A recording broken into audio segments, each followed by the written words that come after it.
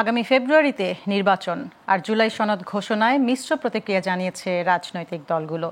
এর মধ্যে বিএনপি সহ কিছু দল এই ঘোষণাকে স্বাগত জানিয়েছে, কিন্তু পুরোপুরি সন্তুষ্ট নয় এনসিপি, জামায়াত ইসলামী সহ কয়েকটি রাজনৈতিক দল। জামায়াত বলেছে দাবি না মেনে নির্বাচন করা হলে আন্দোলনে নামতে বাধ্য হবে তারা। আর এনসিপি বলছে ফেব্রুয়ারিতে সুষ্ঠু নির্বাচন আয়োজনের পরিবেশ এখনও নিশ্চিত হয়নি। বিস্তারিত জানাচ্ছেন মারুফা কামাল। অন্তর্বর্তী সরকারের কাছে রাজনৈতিক দলগুলোর চাওয়ার শীর্ষে ছিল জুলাই ঘোষণাপত্র ও নির্বাচনের রোডম্যাপ। অতঃপর অপেক্ষার অবসান ঘটল একই দিনে। মঙ্গলবার জুলাই গণঅভ্যুত্থানের 1 বছর পূর্তির বিকেলে আসে ঘোষণাপত্র। ভবিষ্যৎ প্রজন্মের অধিকার সংরক্ষিত হবে।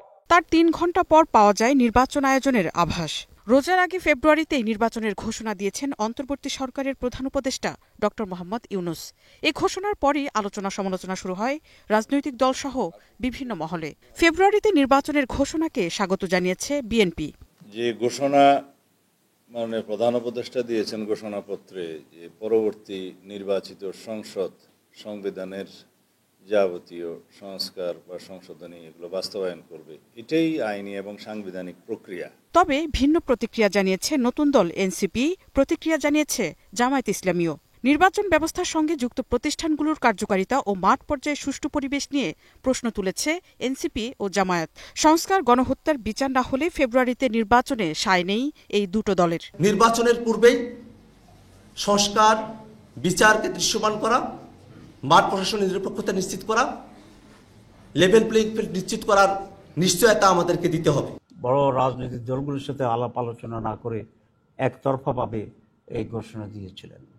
এটা খুবই ভালো হতো তিনি রাজনৈতিক দলগুলোর সাথে আলাপ করে একটা কনফিডেন্স এনে যদি এই ঘোষণাটি দিতে পারতেন। এদিকে জুলাই সনদে প্রত্যাশার বাস্তবায়ন পায়নি গণ অধিকার পরিষদ। জুলাই আন্দোলনের প্রেক্ষাপট উল্লেখ না করলে বর্জনের ঘোষণাও দিয়েছে তারা।